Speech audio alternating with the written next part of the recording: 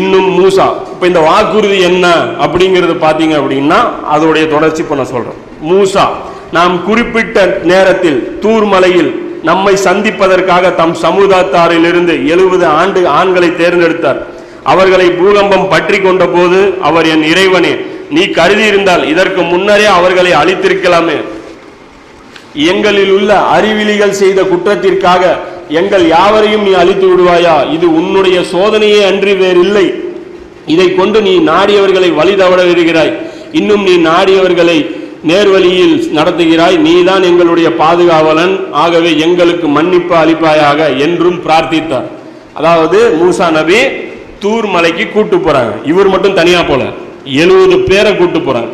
இவங்க ஏற்கனவே சொல்றாங்க, அதென்ன நீங்க மட்டும் போய் அல்லாட்ட போய் பேசிட்டு வர்றது, நாங்க பார்க்க வேணாமாங்கிறாங்க. அப்ப 70 தலைவர்களை தேர்ந்தெடுக்கிறாங்க. கூட்டம் இருக்கு இல்லையா, இந்த கிளைகள் இருக்கு இல்லையா, அதுல இருந்து 70 பேரை செலக்ட் பண்ணி, சரி வாங்க அல்லாட்ட தானே பார்க்க போறீங்க, வாங்க கூடவே வாங்க, நான் என்ன பேசுறேங்கிறது பாருங்கிறேன். அப்ப அது கூட்டு போனோன்னா பூகம்பம் மூலமா அவங்க அதாவது பிரளயம் மூலமா எல்லாம் மயக்கம் போட்டு கிடக்குறாங்க. அப்ப அந்த இடத்துல மூசா நபி சொல்றாங்க, எல்லாம் இவங்களை அழிக்கிறதா இருந்தா ஃபிரௌன்ட்ட விட்டு நீ அழிச்சிருக்கலாமே. நபிங்கும் போது அந்த உம்மத்தை என்னதான் டார்ச்சர் பண்ணாலும் அந்த உம்மத்தை அவங்க காப்பாற்ற தான் பார்ப்பாங்க. அப்ப அந்த இடத்துல அல்லாட்ட பரிஞ்சு பேசுறாங்க, இந்த மாதிரி அல்லாஹ் இவங்க செய்யறது, இவங்க அறிவிலிகள் செஞ்சுட்டாங்க சில பேர், அதுக்காக இவங்களை தண்டனை கொடுக்காத அப்படின்னு சொல்லி துவா செய்யறாங்க.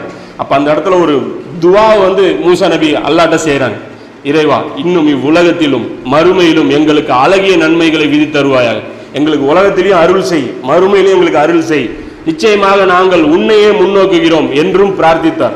நாங்கள் உங்ககிட்டயே திரும்பிட்டோம் அப்படிங்கிறோம். இதுல இன்னொரு விஷயம் நீங்க கூடுதலா தெரிஞ்சுங்க.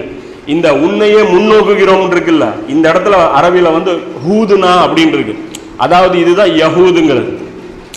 ஹூத் அப்படிங்கிற இந்த வார்த்தை வருது, இதுதான் யஹூதுங்கிறது. அதனால தான் இவங்களுக்கு பேரு திரும்பியவர்கள், அல்லாவை நோக்கி திரும்பியவர்கள் அப்படிங்கிறத யூதர்கள்ங்கிறது.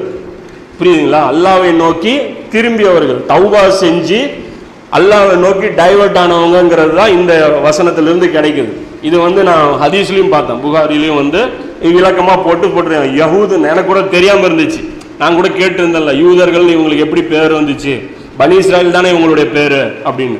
இந்த தவறு செஞ்சு திரும்பினதுனால திரும்பியவர்கள் அப்படிங்கிற பேர் தான் ஹூது அப்படிங்கிற யஹூது அப்படிங்கிறது. இது விஷயம் பார்த்துங்க. அப்புறம் மேட்ரு என்ன அப்படின்னா, அதை அல்லா துவா இவங்க செய்யறாங்க, அல்லாஹ் நல்லபடியில உங்களுக்கு அருள் புரி அப்படின்ட்டு.